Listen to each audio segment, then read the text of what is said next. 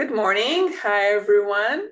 Today we're going to illuminate the path regarding becoming an angel. Hi, Sharona. Good morning, Tamar. Good morning, everyone. And as usual, let's leave the space of the ordinary and everyday and come into that beautiful energy, which is deep and at the very core of my being.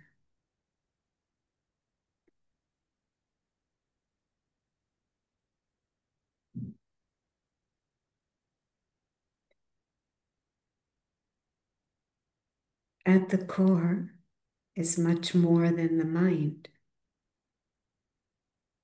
The mind is just like the shore.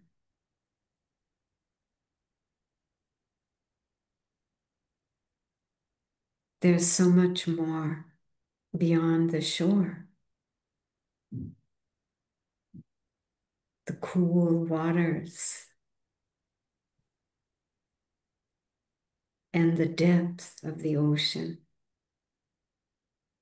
invite me, and I can find myself in a completely different world.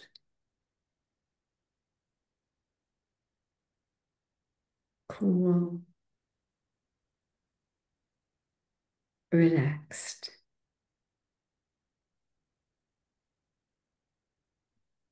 Just handing myself over to those currents, allowing them to hold me.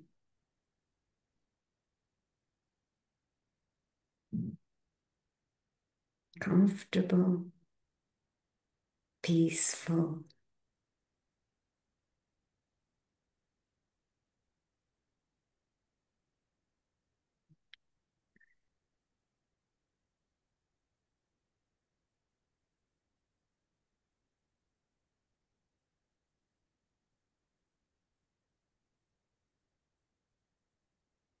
Om Shanti.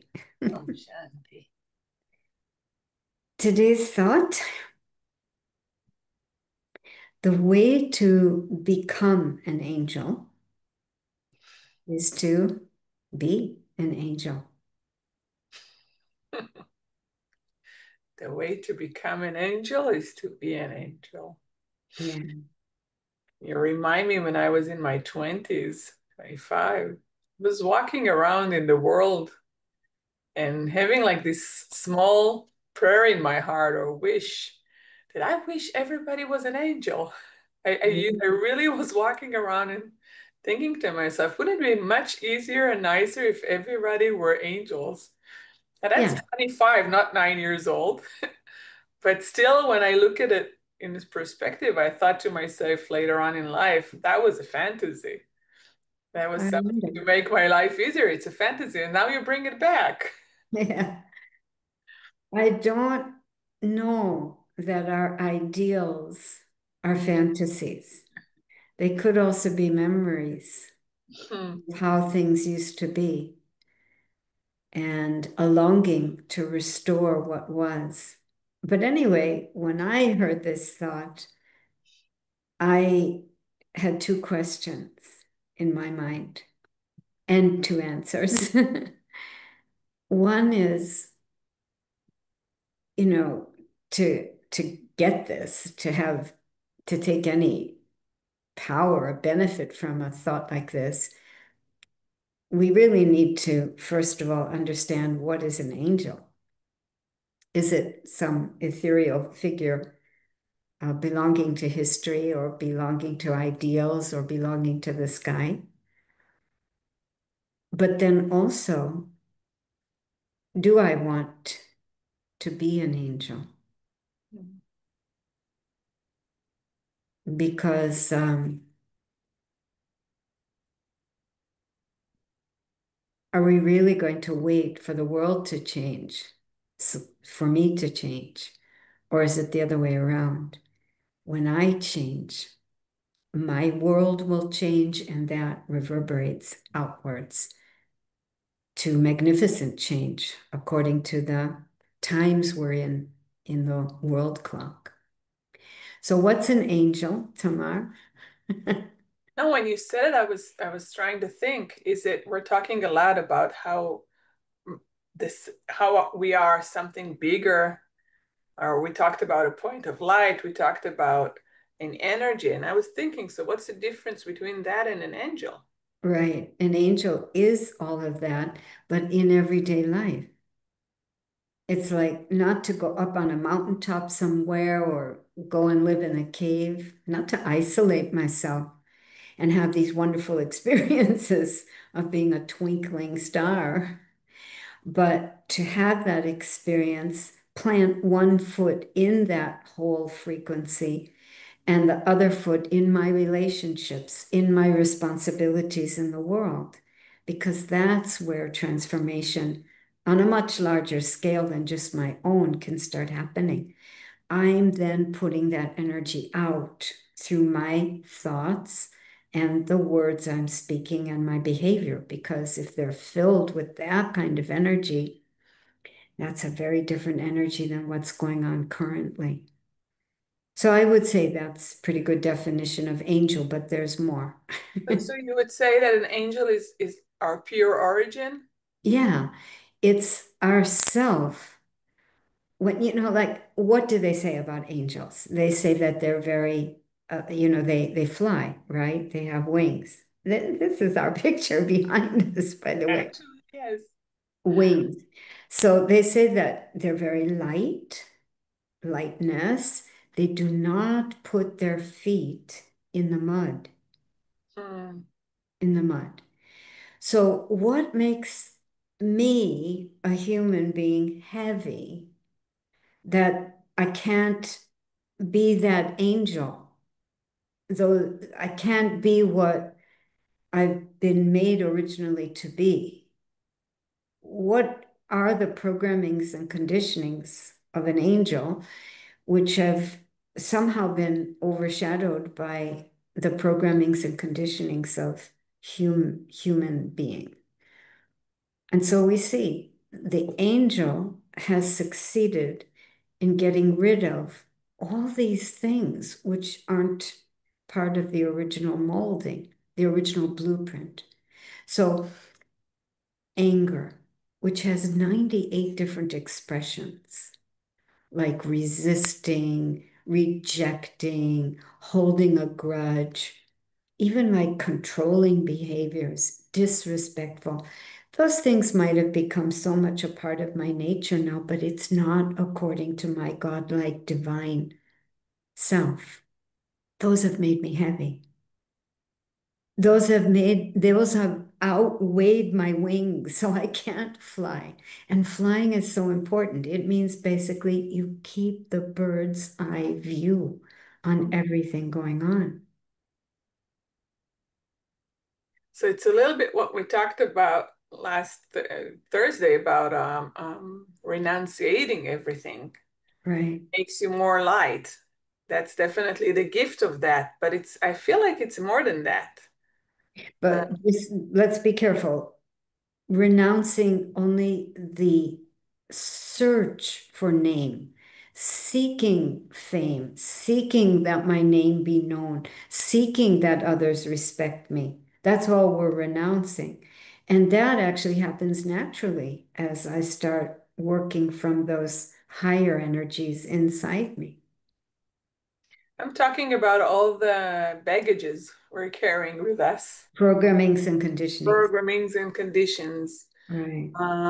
past Stuff. bad, yeah, memories or all kinds of habits That's right. we have. But it looks to me like an angel. When I think about an angel, it feels like he doesn't need to get rid of anything because he didn't take to himself anything. So I wonder if there's even possible to become an angel. Sounds like an angel is something so pure that it is an angel. You know,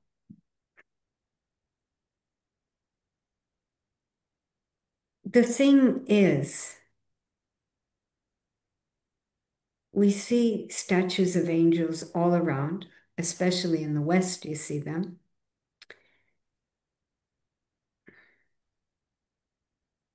again, is it a fantasy? Is it an ideal? I mean, you were hoping that everyone would become an angel.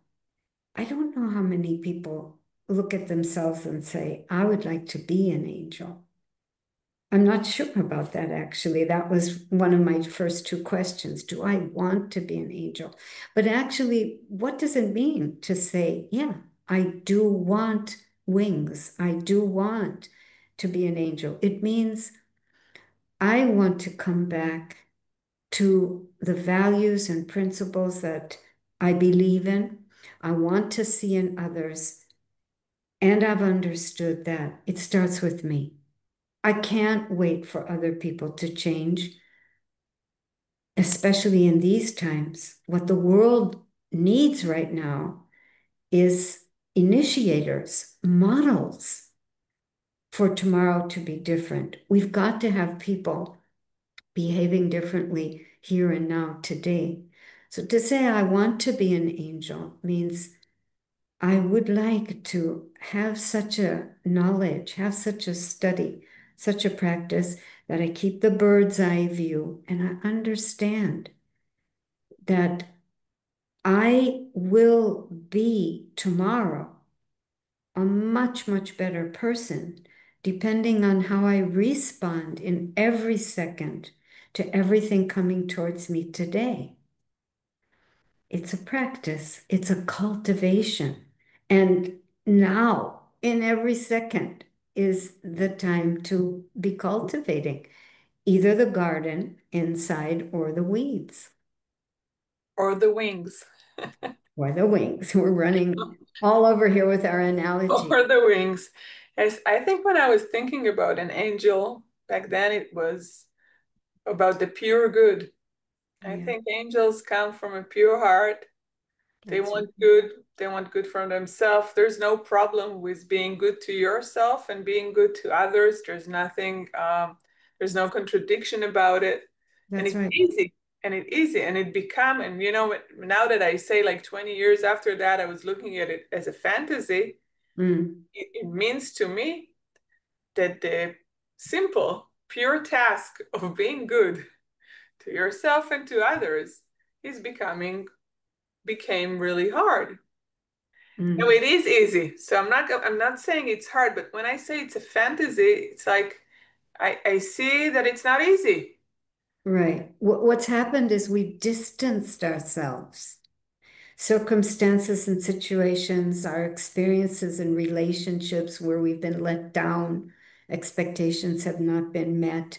So there were more and more layers of counter energy Yeah, bearing the disappointment, original anger, energy. right. Yeah. And so we became more distant from the original, which expressed itself more easily when we were younger, maybe our values and our principles. But nevertheless, if I can make this link, make this connection with that part of myself, because it's still there, even though it might be buried, then again, it becomes easy. And I can become the good person that I know, the good person that I know is in there, the good person that I was. It's not just pure goodness, but you know, there's one other thing that angels are famous for. Which is, What do you think? except for flying, What? except for flying and Right, being right. very powerful. Yeah, but pure goodness is really great. I mean, it's almost like a understanding what does it mean pure goodness? Because I think angels are also known for being givers. That's the purity in goodness. You don't need anyone to give you. You're full. You're plugged in.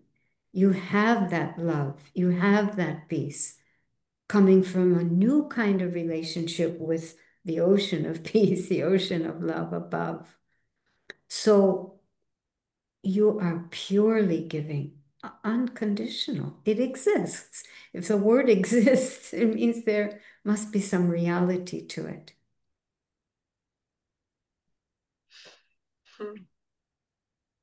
I'm trying to go back because giving usually I'm saying again, was very easy. And I still, it's not gone. Everybody still gives, but it becomes much harder as the days grow harder. So, Exactly. yeah. Because we're unplugged from the correct source, and we've been unplugged from the correct source for too long. And we've plugged ourselves into sources that give temporary attainment.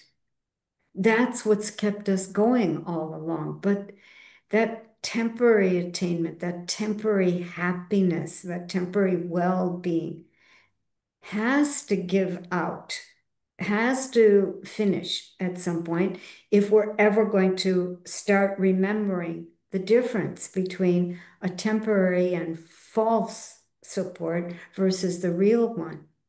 These are those times to get us to remember that there's a real source, a source which will not fail me. It will fulfill all my expectations, and it'll never, ever disappoint. And what you said gave me the thought that, sometimes we're looking at how to feel ourselves and how to take care of ourselves.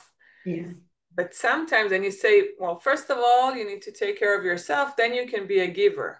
that's right. But sometimes deciding to be a giver, balanced, which means in order to be a giver, I need to take care of myself. But sometimes the aim of being a giver really helps to start the circle in motion. You see it with kids, you see it with a lot. The minute you give somebody responsibility or the Mm. knowledge that he can give, or understanding that I can give to someone, gives you a lot of self-respect.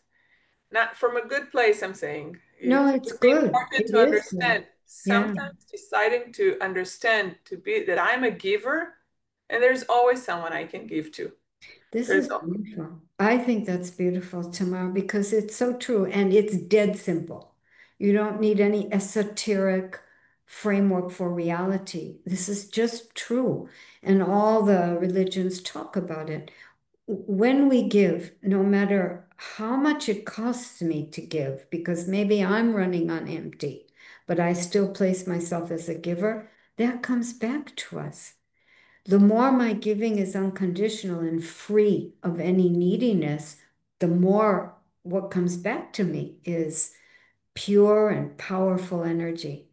But any giving, is already going to position me differently in anything, every circumstance. I would just say that in those moments where we're suffering because of our giving and we're tired and we wonder if all my efforts to be a giver on a gross level or on a subtle level, be patient. That's giving patience. Um, those moments when we wonder at the value of all of that, that's when we need to go for some more self-care and plug into a new source of energy, because that energy, the divine relationship with God, that immediately charges. You don't ever get tired when there's that inside your giving. Plus, making that connection enables you to see more clearly the accuracy of your giving. Maybe I shouldn't be patient here anymore. Maybe I need to be assertive. Maybe I need to face something, because although giving is always going to be an empowering thing, it needs to be accurate. Yeah. So that's a very important point. Um, so do you still think people, there's the question, do I want to become an angel? Well, perspective. if we understand it in other words, I think everybody listening to this program wants to be an angel because it means you just want to be happy. You want to be resourcing from something clean and pure inside you. You want to be full so that it's not a struggle or an effort to be the good person you want to be. Yeah, you want to be light, you want to fly. You don't want those old programmings and conditionings which you've adopted. They're not according to the blueprint. You don't want those to rule you. You want to be the ruler of your own kingdom of the self. An angel does that. Yeah, that would be a great image to start the 1 minute inside, looking at our angel picture. Yeah, right behind me, there she Think is. to that source.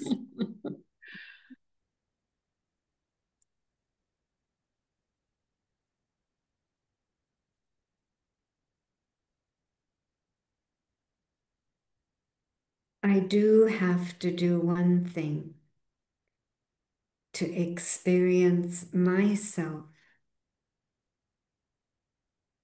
in my form of an angel. I do have to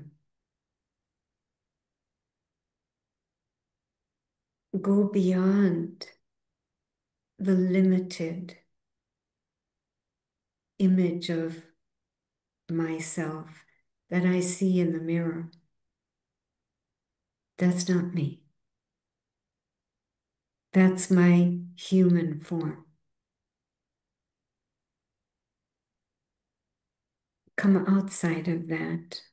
Remember yourself as a beautiful, divine being, spirit, sparkling star,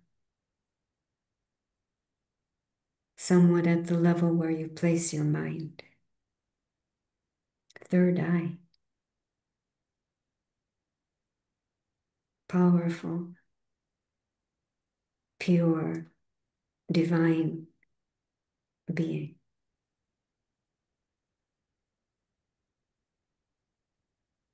The ruler of my thoughts, my feelings, and behaviors.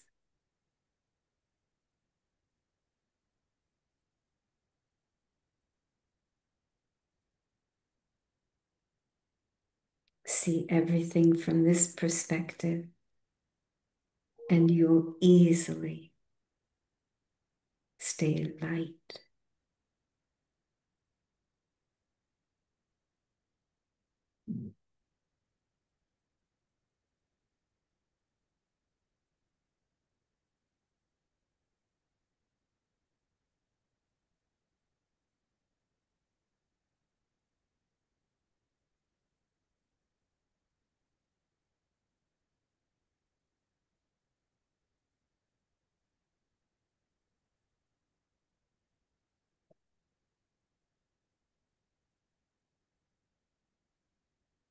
Om Shanti. Thank you, Sharona. Om Shanti. Bye bye. See you tomorrow.